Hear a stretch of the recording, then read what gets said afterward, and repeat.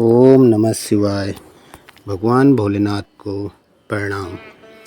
हमारे सनातनी देश भारत में मनाए जाने वाले महापर्व कुंभ मेले में स्नान करने से पुण्य की जगह कहीं पाप न लग जाए, इसके बारे में एक छोटी सी जानकारी देने का प्रयास कर रहे हैं।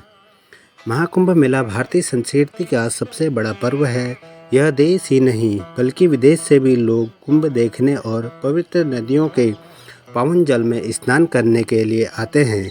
मान्यता है कि महाकुंभ में स्नान करने से सभी पापों का नाश होता है और मोक्ष की प्राप्ति होती है।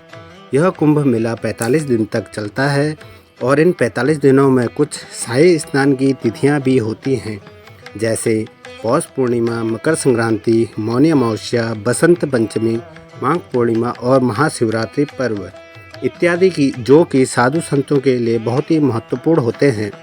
इस दौरान स्नान को लेकर कुछ नियम भी होते हैं जिनका ध्यान जनमानस और ग्रस्त लोगों को विशेष रूप से रखना चाहिए, तभी इस पवित्र स्नान का पुण्य लाभ मिलता है।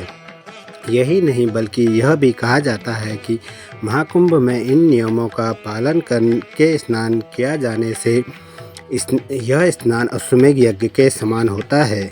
इस नियम के अनुसार सबसे पहली बात यह है कि शाही स्नान के दिन साधु संत के स्नान के बाद ही स्नान करना चाहिए।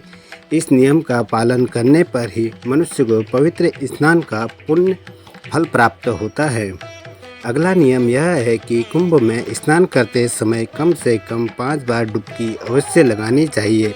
जिन लोगों को गंभीर स्वास्थ्य समस्या होती है, उनको कुंभ में स्नान के लिए नहीं जाना चाहिए, जैसे उच्च रक्तचाप, निम्न रक्तचाप व हृदय रोग वाले को ठंडे पानी व भीड़भाड़ वाली जगह में जाने से उनके हृदय में दबाव पड़ सकता है।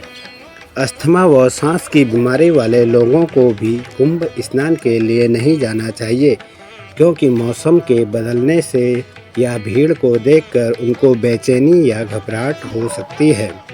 त्वचा रोग इत्यादि संक्रमित बीमारी वाले लोगों को भी कुंभ स्नान के लिए नहीं जाना चाहिए, क्योंकि उनके स्नान करने से कोई अन्य व्यक्ति भी संक्रमित हो सकता है। अत्यधिक बुजुर्ग व चलने फिरने में असमर्थ व कमज़ोर व्यक्तियों को भी कुंभ स्नान के लिए नहीं जाना चाहिए, क्योंकि उन्हें ठंडे पानी व भीड़ में लगने वाले धक्कों के कारण गिरने, चक्कर आदि इत्यादि कठिनाइयों का सामना करना पड़ सकता है।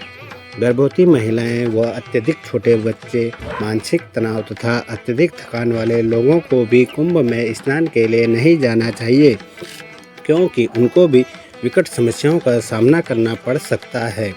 अब हम उन लोगों के बारे में बात करते जा रहे हैं जो कुंभ में स्नान करके पवित्र होने के लिए, लेकिन वो पवित्र तो नहीं होते, अपितु पवित्र जल में स्नान करके वे अवश्य ही पाप के भागीदार बन जाते हैं। जैसे जो व्यक्ति मांस खाकर या शराब पीकर या अन्य नशा करके कुंभ समागम में पवित्र जल में स्नान के लिए जाते हैं, वे पवित्र नहीं होते, बल्कि उनको उल्टा पाप ही लगता है। पाप का भागीदार बनकर वे अपने शेष जीवन काल में दुख ही भोगते हैं और मृत्यु के बाद घोर नरकों में गिरते हैं। प्रज्वल स्त्रियों को भी पवित्र जल में स्नान करने के लिए नहीं जाना चाहिए। जो लोग जानबूझकर पाप करते हैं, उन लोगों को दुख देते हैं, गुरुजनों तथा अपने माता पिता, बुजुर्ग इत्यादि लोगों का सम्मान व सेवा नहीं करते, वे भी कुंभ समागम के पवित्र जल में स्नान करने के भागीदार नहीं होते हैं, क्योंकि इस पवित्र अवसर पर पावन जल मनुष्य के केवल उन पापों को धोता है जो उस अनजाने में हुए होते हैं। लेकिन जो पाप जानबूझकर किए जाते हैं, उनको कुंभ समागम का पवित्र जल भी नहीं धो सकता। उनको केवल मृत्यु के देवता यमराज ही दंडित करके धो सकते हैं। तो यह थी हमारे देश भारत में मनाए जाने वाले महापर्व कुंभ में स्नान करके कहीं पुण्य की जगह कहीं पाप न लग जाए, इसके बारे में एक छोटी सी जानकारी। नमः शिवाय।